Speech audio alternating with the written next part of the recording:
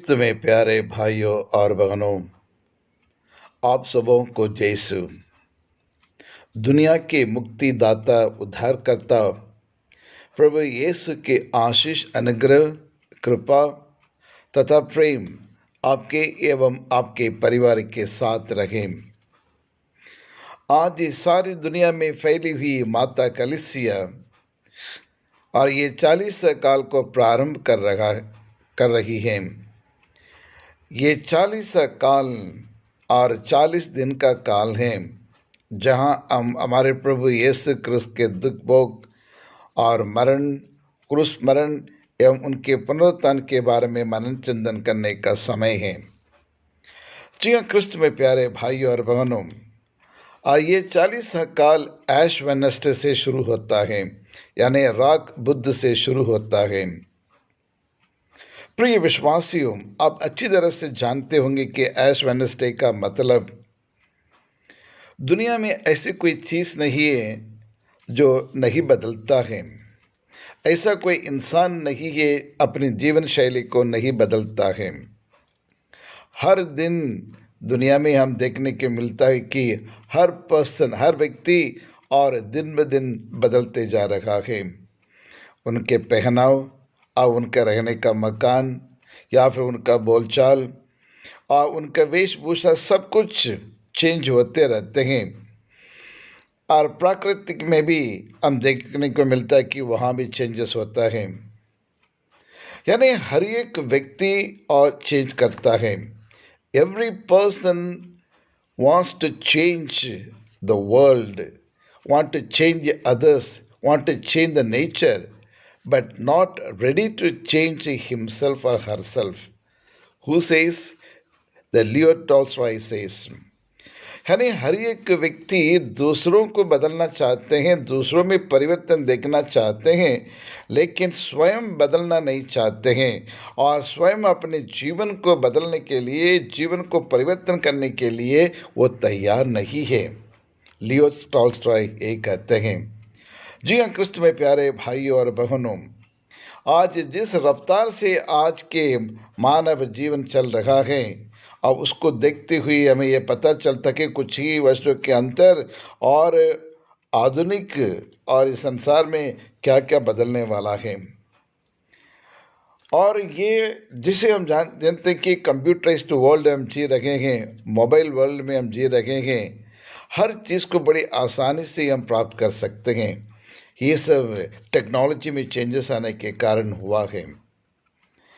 लेकिन इसी के साथ साथ मानव जीवन में भी कुछ बदलाव आना चाहिए। मानव के जीवन में और बहुत कुछ चेंजेस होना चाहिए। एक अच्छे, एक नेक, ईमानदार और इंसान बनने के लिए उन्हें कई चीज़ों को चेंज करना पड़ता है, जबकि मानव, कोई भी इंसान अपने आप को, अपने नेचर को बदलने के लिए तैयार नहीं रहते हैं।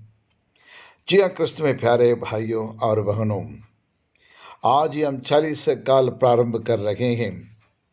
कहा जाता है 40 काल प्रारंभ हुआ और जिंदगी बदलने लगी। जी हाँ, क्रिस्त में प्यारे भाइयों और बहनों, ये 40 काल में हम क्या करना चाहते हैं, क्या करना चाहिए। और ये 40 काल में ये हम उपवास रखते हैं, विशेषकर हर दिन जब उपवास रखकर हम अपने पापों के लिए प्रायश्चित करते हुए, पश्चाताप करते हुए ईश्वर के सानिध्य में आने के लिए हम कोशिश करते हैं और प्रभु के पास आने के लिए और प्रभु यीशु की ओर करीब आने के लिए, और इन दिनों हम उपवास रखते हुए प्रार्थना करते हैं। और उतना ही नहीं, हर एक व्यक्ति अपने अपने पापों के लिए, अपने गुनाहों के लिए, अपने कुकर्मों के लिए प्रायश्चित करते हुए सच्चे हृदय से मनन फिराव करते हुए ईश्वर के पास लौट आने का समय है। जी हाँ, क्रिस्त में प्यारे भाई और बहनों, ये 40 काल एक नई जिंदगी प्राप्त करने का और समय है, पश्चाताप करने का काल है, मन फिराव करने के लिए और प्रार्थना, उपवास एवं और सत्कार्य के द्वारा ईश्वर के पास आना है। ईश्वर के अनुग्रह एवं उनकी आशीष बड़ी मात्रा में प्राप्त करने का समय है। जी हाँ, क्रिस्त में प्यारे भाइयों और बहनों, और इसलिए ऐश वेडनेसडे को राख बुध के दिन और पुरोहित और इस राख से और अपने ललाट पर अरे माथे पर क्रूस का चिन्ह अंकित करते हुए कहते हैं, रे मनुष्य तुम याद रख, तुम मिट्टी हो और तुम मिट्टी में मिल जाओगे। रे मानव तुम मिट्टी हो और मिट्टी में मिल जाएंगे करके और कहता है। जी हाँ, क्रिस्त में प्यारे भाई और बहनों, ये राख का मतलब क्या है? ये राख और खजूर को डाली को जलाकर और उसी से और ये राख बनाया जाता है। और राख का मतलब क्या है? It is ash is the symbol of emptiness. कहने का तात्पर्य है क्रिस्त में प्यारे भाइयों और बहनों, राख शून्यता का प्रतीक है और हम मनुष्य कुछ भी नहीं है ईश्वर के सामने। हम सिर्फ मिट्टी से बना हुआ और एक पुतला है। क्रिस्त में प्यारे भाई और बहनों, और ये 40 साल ये दुनियादारी को छोड़कर और इस दुनिया के मोह माया को छोड़कर ईश्वर के पास लौट आना है। लेकिन आज के इस 21st सेंचुरी में हमें ये देखने को मिलता है, ईश्वर के प्रति श्रद्धा नहीं है, ईश्वर के प्रति कोई भय नहीं है और ईश्वर को कोई पूछने वाला नहीं है। सिर्फ नाम के वास्ते पूजा पाठ करते हैं, लेकिन मन में तो द्वेष है, जलन है, ईर्ष्या है, बैर है और अनेक प्रकार के पापों से भरा हुआ है हमारा हृदय। लेकिन 40 से काल में ये 40 दिन उपवास रखते हुए हमारे मन को साफ करना है, हमारे मन को शुद्ध करना है, हमारे बोली में और हमारे व्यवहार में, हमारे आदत में बदलाव लाने का समय है। तभी और जिस हृदय निर्मल हृदय होते हैं वहाँ ईश्वर निवास करता है और ईश्वर का निवास स्थान बन जाता है। और इसको मैं एक कहानी के रूप में मैं बताना चाहता हूँ। एक बार एक गडरिए एक शेपर्ड और अपनी भेड़ों को चराने के लिए लेके गए और शाम के वक्त और वापस आते समय और ये चारों तरफ और घेरा फेंस से बना हुआ एक जगह में उन्हें उसमें रखा है। और एक रात को एक भेड़ों में से एक भेड़ ने सोचा, ये तो जेल जैसे में हम इसमें रहते, झुंड के साथ रहते हैं, कोई आज़ादी नहीं है, इसीलिए मैं रात को बाहर निकल जाऊंगा और वहाँ जाके दूसरे खेतों में मैं चर के फिर वापस आऊँगा करके उन्हें सोचा। और फेंसिंग के बीच में जगह बनाकर, होल बनाकर, छेद बनाकर उधर से बाहर निकल गए। बाहर निकलने के बाद अपने आप को महसूस करने लगा, मैं आज़ाद हो गया हूँ, मेरे लिए फ्रीडम मिल गया करके। और इधर उधर जाकर चरते रहा, घास वगैरह चरते रहा। अचानक एक भेड़िया आई और इसको खाने के लिए और दौड़ने लगा। तब इसको समझ में आया कि भेड़ ने और वहाँ से भागते भागते कांपते हुए आके जिस वो छेद से निकला उसी में से अंदर घुसकर और बाकी अन्य भेड़ों के साथ वो बैठ गए। फिर ऊपर आकाश की ओर अपने चेहरे उठाकर कहने लगा, ईश्वर मैं आपको धन्यवाद देता हूँ और ये झुंड जो हमारे बीच में है ये मेरा जेल नहीं बल्कि और ये सुरक्षित जगह है, यही एक आश्रय है और यहाँ जीना मेरे लिए अच्छा लगता है। चारों तरफ और गडेरिया है और मेरे साथी लोग हैं, इनकी संगत में मुझे मैं सुरक्षित रहता हूँ करके ईश्वर को धन्यवाद देने लगा। जी हाँ, क्रिस्त में प्यारे भाई और बहनों, आप और मैं हम भी कई बार इस भेड़ की तरह और इस दुनिया में हम ढूंढते रहते हैं सुख पाने के लिए, शांति पाने के लिए, विकास पाने के लिए और अनेक प्रकार की खुशियाँ पाने के लिए जो निरंतर नहीं है। ये सब जो कुछ हम इस संसार में हम देख रहे कि ये संसार और ऐसे रंगीन संसार है और इसलिए हम उनके उसमें हम लगे हुए हैं, उनके पीछे हम भागते हैं।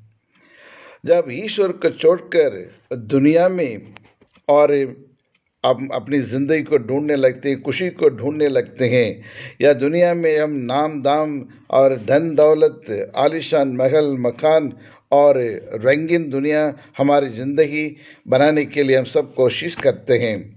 लेकिन मनुष्य अपनी मनमानी करता है। मनुष्य की बातें सुनकर और आवारा इधर उधर और जीवन जीने लगता है। दुख तकलीफ़ों को सामना करते थक जाता है, शांति भंग हो जाती है, निराश और हताश होकर इधर उधर भटकते रहता है। और तब जब वापस आएंगे, तब परमेश्वर हमारे ईश्वर अपनी कृपा देने के लिए तैयार है। और ये 40 काल हमें यही याद दिलाता है, रे मनुष्य तुम मिट्टी हो और तुम मिट्टी में मिल जाओगे। इसलिए पापमय संसार को छोड़कर स्वार्थमय जीवन को त्याग कर परमेश्वर के चरण में आ जाओ, और जिस ईश्वर ने तुम्हें बनाया है उनके पास लौट आओ करके और हमें समय देता है, हमें संदेश देता है।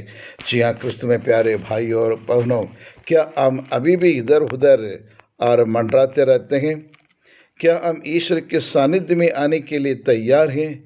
हमने अधिक पाप कर चुके हैं, लेकिन अभी सही वक्त आ गया है। हम अपने पापों के लिए और अपने कुकर्मों के लिए और अपराधों के लिए हम सच्चे मन से, दिल से, हृदय से प्रायश्चित करें और पश्चाताप करें और अपने पापों को ईश्वर के सामने प्रस्तुत करके और एक नया जीवन जीने के लिए और एक डिसीजन और लेने का ये समय आ गया है। जी हाँ क्रिस्त में प्यारे भाई और बहनों, आइए हम इसके बारे में हम और ज़्यादा गहराई से इसका मनन चिंतन करें। प्रिय विश्वासियों, ये 40 काल हमारे लिए कृपा का काल है, और इस कृपा के काल में हम अपने आप में परिवर्तन लाने के लिए और माता कलीसिया हमारे सामने 3 मार्ग रखते हैं। The 3 ways through which that we can change our life ourselves. पहला, prayer, fasting and alms giving। यानी सर्वप्रथम प्रार्थना करनी चाहिए। प्रार्थना ऐसे नहीं है कुछ समय के लिए, 5 मिनट 10 मिनट के लिए नहीं, बल्कि निरंतर और नित्य प्रार्थना करना चाहिए, सुबह शाम, और जब जब हमें समय मिलता है आप उस समय प्रार्थना करना है। विशेष करके इन 40 दिन में हम अधिक से अधिक समय निकालकर ईश्वर के सानिध्य में बैठकर, ईश्वर के चरण में बैठकर, ईश्वर के वचन को सुनकर, ईश्वर के वचन के ऊपर मनन चिंतन करते हुए हम अपने आप को समर्पित करना है, अपने परिवार को समर्पित करना है, अपने बच्चों को समर्पित करना है ईश्वर के हाथ में, और ईश्वर से और ये ज्ञान मांगना चाहिए कि प्रभु, मैं अपने आप को पूरी तरह से समर्पित करना चाहता हूँ मेरे जीवन को और मेरे परिवार को बचाने के लिए आगे कैसे बढ़ना चाहिए करके उनसे, ईश्वर से ये कृपा मांगे। जी हाँ क्रिस्त में प्यारे भाई और बहनों, लेकिन क्या हमारे पास प्रार्थना करने के लिए समय है, या सिर्फ नाम के वास्ते कुछ रिचुअल्स करके भाग जाते हैं? इसके बारे में मनन चिंतन करना चाहिए। और दूसरा, उपवास। हर धर्म में लोग उपवास रखते हैं। ये उपवास का मतलब not just merely fasting from the food, यानी ये भोजन करने से और 1 टाइम या 2 टाइम या 3 टाइम भोजन छोड़ना, ये उपवास नहीं है। प्रिय विश्वासियों, उपवास तब सार्थक होता है जब एक व्यक्ति और अपने तन मन शरीर को सिकुड़कर, अपने शरीर को और उनके ज़्यादा से ज़्यादा उसको भोजन और पानी और अन्य पदार्थ ना देते हुए भूखे से ईश्वर की और दर्शन के भूखे होना चाहिए, ईश्वर की आत्मा को ग्रहण करने की भूख होनी चाहिए, और ईश्वर की कृपाओं को पाने का भूख होनी चाहिए। यही सच्चा उपवास है। और साथ साथ जब हम उपवास रखते हैं, जब खाते नहीं पीते नहीं और इन पैसों को इकट्ठा करके गरीबों, लाचारों और ज़रूरतमंद लोगों की और उनकी मदद करनी चाहिए, तभी ये सच्चा उपवास है। उपवास का दूसरा मतलब ना सिर्फ खाने पीने से और मांस मछली खाने से परहेज रखना, बल्कि अपनी बुरी आदतों से उपवास रखना चाहिए और बुरी आदतों को छोड़ना है।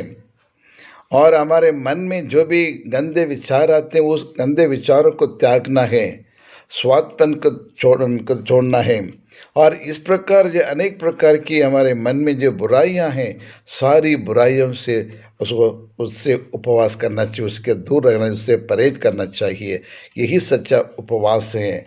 और अंत में आर्म्स गिविंग यानी दूसरों की सेवा करना, भिक्षु दान देना, दान धर्म करना, और जहाँ जो लोग जिसके पास भोजन है उन्हें भोजन देना, जिनके पास कपड़े नहीं उसके कपड़े देना, जिनकी बातों को सुनने के लिए कोई नहीं है उनके साथ बैठकर बातचीत करना, जो व्यक्ति ऐसे बीमार से और घर में या अस्पताल में पड़े हैं उससे मिलने जाना, जो निराश हताश हो चुके हैं उनको सांत्वना देना, जो प्यार के लिए तरसते हैं उसको प्यार का दो बोल से उनके मन में और जीवन में सुख लाना, सुख और शांति लाना, ये सब भिक्षा दान होता है। तो आइए और इस 40 काल में हम एक निर्णय लें, प्रभु हम सदा सर्वदा आपके साथ जुड़े रहना चाहते हैं, इस संसार से नहीं। ये संसार हमें एक दिन हमें धोखा देगा, लेकिन आप हमें धोखा देने वाला परमेश्वर नहीं है करके, और हम अपने पुराने जीवन के लिए पिछले 1 साल जो भी पाप और अन्याय अत्याचार हमने किया है उसके लिए पश्चाताप करते हुए ईश्वर से माफ़ी मांगे। हम प्रार्थना करें, ये सर्वशक्तिमान शाश्वत परमेश्वर तू ही हमारी सृष्टि करता है प्रभु, और हमारे जन्म से लेकर आज तक आपने हमें अपने आँखों की पुतली की तरह हमें संभाला है। उसके लिए हम कोटि कोटि धन्यवाद देते हैं। हमारी पढ़ाई के लिए, हमारी नौकरी देने के लिए, हमारे बिजनेस में आगे बढ़ने के लिए, और ये कोरोना काल में ये अनेक प्रकार के महामारी से हमें बचा रखने के लिए, तेरी कृपा के लिए, तेरी चंगाई के लिए आज पूरे हृदय से हम आपको धन्यवाद देते हैं प्रभु। हम चाहते हैं ये 40 काल में हम सच्चे उपवास रखते हुए अधिक से अधिक समय आपको आपके चरण में बैठ के आपकी बातों को सुनने के लिए, वाणी को सुनने के लिए, और हमें कृपा प्रदान करें प्रभु। हम सब हमारे देश में, हमारे परिवार में शांति बनाए रखने के लिए, एकता बनाए रखने के लिए विशेष रूप से इन दिनों हम आपसे प्रार्थना करते हैं प्रभु, हम पर दया करो और हमारे सारे पापों को भूल दो प्रभु। हमें एक नया जीवन जीने के लिए, ये नई जिंदगी की शुरुआत करने के लिए आप हमें भरपूर आशीष एवं कृपा हमें प्रदान करें, और हमारे परिवार के हर एक सदस्यों पर आशीष दे। यही प्रार्थना मैं चाहता हूँ। मेरे जीवन को और मेरे परिवार